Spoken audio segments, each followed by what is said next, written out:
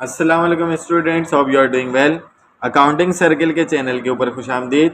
Student, जैसा कि आपको मालूम है कि हमारा जॉब ऑर्डर कॉस्टिंग का चैप्टर चल रहा था और आज हमारा उसका लेक्चर 22 है, जो कि हमने Garrison Noreen Brewer managerial accounting edition 15 से ये एक्सरसाइज ली है, एक्सरसाइज 3.9, जिसके अंदर हम जॉब ऑर्डर कॉस्टिंग की कुछ जर्नल एंट्रीज के ऊपर बात करेंगे और टी अकाउंट भी रिक्वायर्ड बनाना सीखेंगे।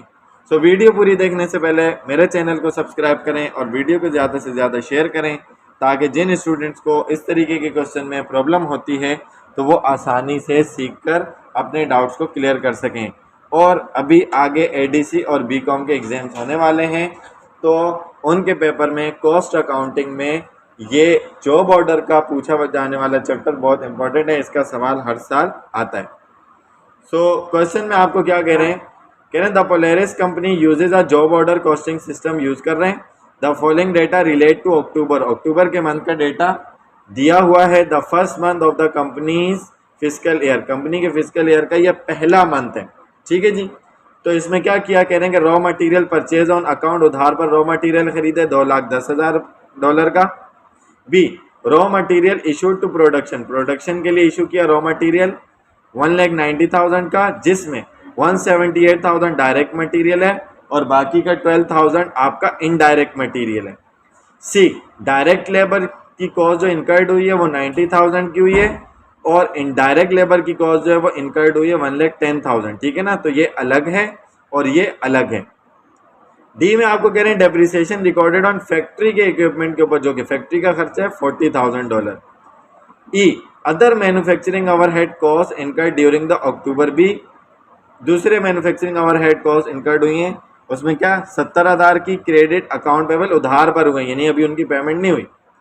एफ, कह रहे हैं द कंपनी अप्लाइज, कंपनी ने जो FOH अप्लाई किया manufacturing overhead cost to production, production पे on the basis of $8 per machine our. ठीक है ना, $8 एक मशीन आवर की बेस के ऊपर ये उसने जो है आपको डेटा बता दिया, यानी कि मशीन आवर भी दे देगा उसकी बेस के ऊपर। Total 30,000 machine our were recorded for October. ठीक है, 30,000 घंटे टोटल अक्टूबर के मंथ में काम किया गया है।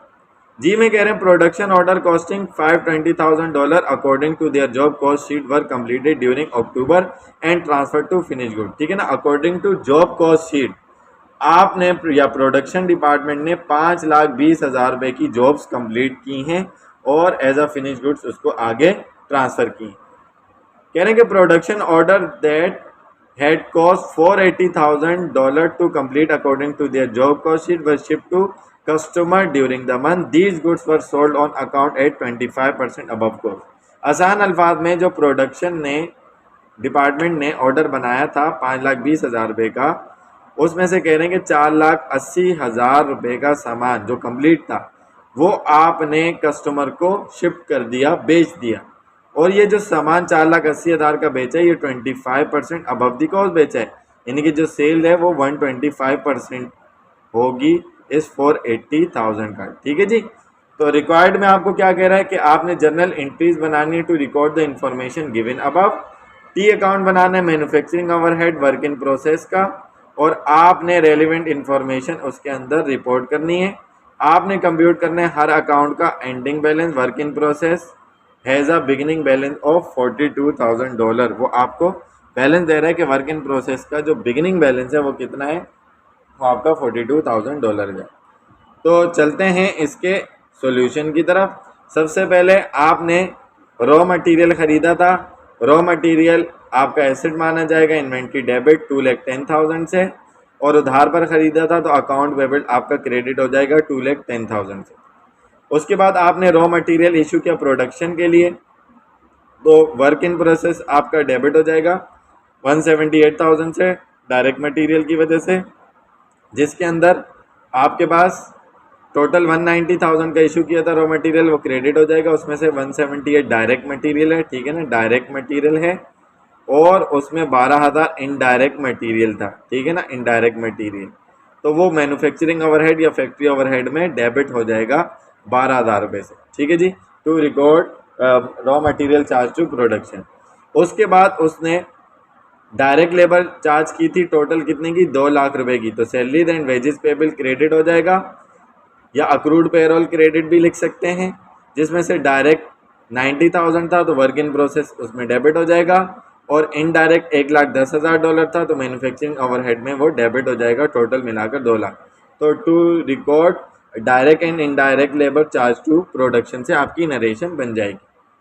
उसके बाद उसने ये कहा था कि आपके फैक्ट्री इक्विपमेंट के ऊपर जो डेप्रिसिएशन हुआ वो 40,000 का हुआ है, तो ये मैन्युफैक्चरिंग ओवरहेड फैक्ट्री का ओवरहेड है, डेबिट हो जाएगा 40,000 से, और अलाउंस फॉर डेप्रिसिएशन या अक्यूमुलेटेड डेप्रिसिएशन क्रेडिट हो जाएगा 40,000 से, to record the depreciation of factory equipment. उसके बाद उसने क्या कहा कि आपके अदर मैन्युफैक्चरिंग ओवरहेड भी चार्ज हुए 70,000 रुपये के, ठीक है ना, और ऑन अकाउंट हुए उधार पर, तो मैन्युफैक्चरिंग ओवरहेड डेबिट और उधार पर हुए तो account payable credit to record the other manufacturing overhead, ठीक है जी।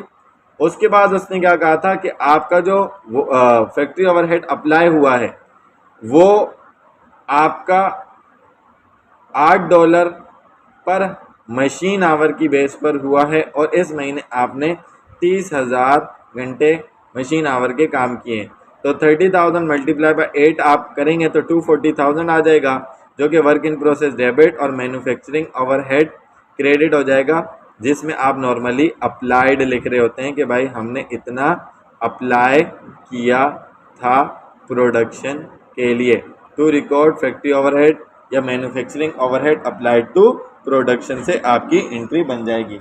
उसके बाद आपने जी में क्या पढ़ा था कि आपका टोटल जॉब कॉस्ट शीट के मुताबिक 5,20,000 रुपये का वर्क कंप्लीट हो चुका है, तो एंट्री बनेगी फिनिश गुड्स डेबिट और आपका वर्क इन प्रोसेस हो जाएगा credit, to record the finish goods 5,20,000 रुपये से, ठीक है जी।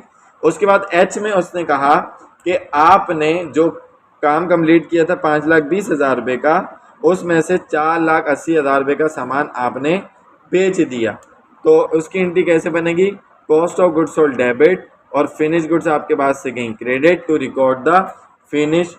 Record the cost of goods sold account 4,80,000 से।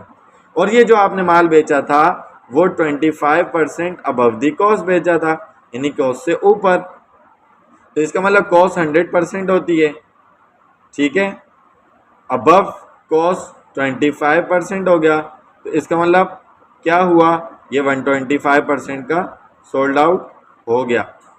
तो ये आपकी सेल्स है, ये आपका प्रॉफिट है, ये आपकी कॉस्ट है, ठीक है जी, cost plus profit is equal to selling price हो गया। तो इसकी एंट्री क्या बनेगी, account receivable debit sales credit 480,000 multiply by 125%, तो ये बन जाएगा 6 लाख, यानी कि 4,80,000 रुपये का सामान आपने 6 लाख रुपए में बेचा है।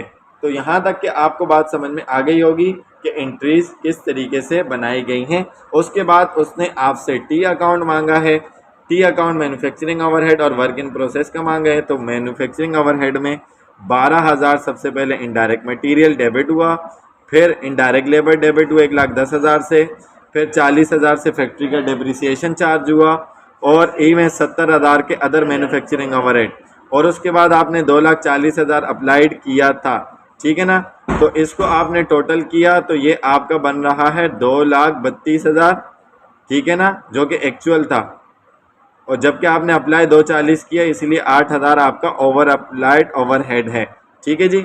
उसके बाद आप वर्क इन प्रोसेस का अकाउंट बनाएंगे। वर्क इन प्रोसेस आपका मटेरियल, डायरेक्ट लेबर और फैक्ट्री ओवरहेड की वजह से डेबिट हो जाएगा, और आपने जो कंप्लीट किया 520,000 का वो क्रेडिट हो जाएगा, और बैलेंस आपका 30,000 से बच जाएगा, ठीक है ना।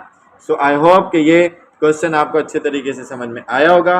अगर इसके अंदर आपको किसी भी किस्म की कोई कन्फ्यूजन होती है तो आप कमेंट सेक्शन में क्वेश्चन करके पूछ सकते हैं।